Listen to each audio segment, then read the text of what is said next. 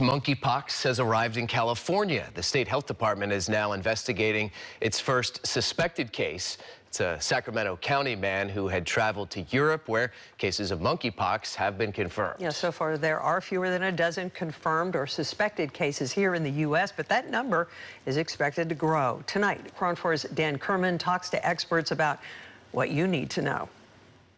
This is the rash or pus-filled lesion known as monkeypox. They're fluid-filled blisters with a divot in the middle of them. So they're called umbilicated, or they're like a donut cut in half with a dip in the middle. While historically most cases have been in Africa, the more than 100 cases confirmed this month have been people in Europe or those who have recently traveled to Europe and Canada.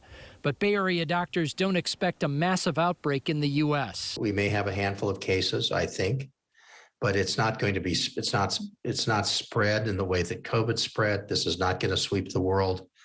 This is a small localized problem. Doctors say the virus can be transmitted from an infected person with monkeypox sores to another person through prolonged skin-to-skin contact, bodily fluids, or respiratory droplets, but it's difficult. In general, it requires, a couple hours or so of saliva exchange or bodily fluid exchange.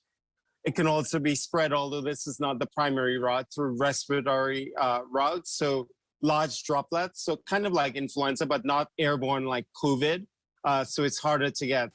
While the virus is no more likely to infect gay people than straight people, they have advised gay men to be especially careful since the majority of cases seen this month in Europe are among those identifying as gay and bisexual men.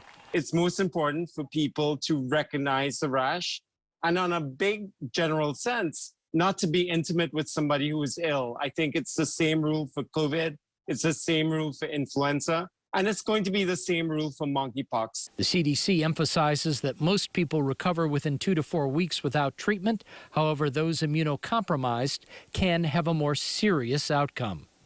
Dan Kerman, KRON 4 News.